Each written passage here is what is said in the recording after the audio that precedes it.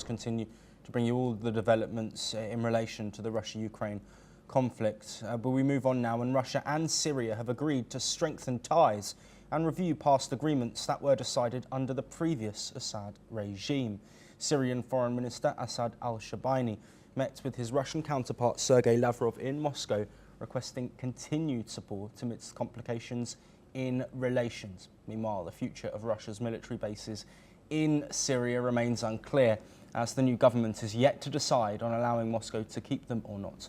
Both sides discussed rebuilding Syria and reviewing agreements to ensure they serve the Syrian people's needs. Russian foreign ministers further reaffirmed that its support is not dependent on the political changes taking place in the country. Sergei Lavrov, speaking of their cooperation, stated the following. Наша позиция в пользу развития сотрудничества с Сирийской Арабской Республикой является последовательной, нацеленной на то, чтобы укреплять взаимовыгодные связи между нашими народами. И эта позиция не зависит от политической конъюнктуры, от смены правительств и опирается на проверенные временем традиции дружбы и взаимного уважения. Учитывая особенность сегодняшней ситуации в Сирии, мы признательны нашим сирийским коллегам за те шаги, которые они предпринимают для обеспечения безопасности российских граждан и российских объектов Сирийской Арабской Республики.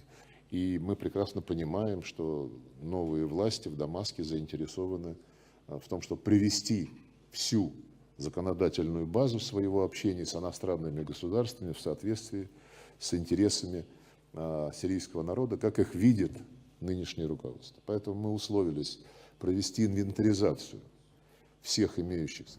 Well, joining us to discuss these developments, Madhav Nalapat, the editor of the Sunday Guardian, who's joining us live from New Delhi. Professor Nalapat, thank you as always for your time. What's the significance of this meeting and these announcements coming between Syria, a new Syrian regime after the ousting of Bashar al-Assad, and the Russian government?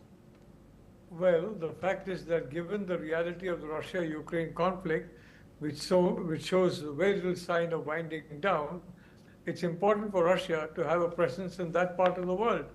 And over time and at great cost, they built up a lot of military assets in a particular part of Syria. Obviously, they would like to retain those assets, and now those assets are in the effective control of the government in Damascus, and as a consequence, they are now dealing with the government in Damascus, just as they dealt earlier with the government of Bashar al-Assad. So I think the fact of the matter, the Russian bases there are important, and I think the new Syrian government, if it is accommodative, it will allow the Russians to keep their bases. I think that is what the Russians are looking for in this new coziness with the Syrian under al-Jolani. I mean, that's his real name, by the way. Yes, absolutely. Professor Nalapat, of course, Bashar al-Assad was an ally of Vladimir Putin and that regime. It's understood that he fled Syria to go to Russia after the ousting of him. What do you think this signals in terms of a shift in relations? Of course, now Russia speaking with a government that formerly opposed Bashar al-Assad. Do you think that relationship between Russia and Syria will be altered now with new leadership? Look, I don't think Assad is going to be given back to al-Jolani, nicknamed al-Shara, for a simple reason. He will be imprisoned immediately, he will be prosecuted, most likely tortured, and finally put to death. So I don't think the Russians are going to do that. The fact of the matter is that the Russians, while Assad was in power, he gave them a wide latitude. And of course, because of the corruption and the popular resistance to his regime, he was toppled. But the reality is that if Russia gives them back, it becomes a very unhappy precedent, and foreign leaders will begin to distrust Russia. If you recall, for example, the Shah of Iran for a long time supported the United States. And then what happened? I mean, the then President of the United States, frankly, declined to give the Shah any kind of refuge for some time. he had to move to Panama and various other locations before finally being allowed to come to the United States, where he is a lifelong ally. Almost from the beginning, he was an ally of the United States. Yes. And so I'd like to say that I don't think the Russians are going to do that.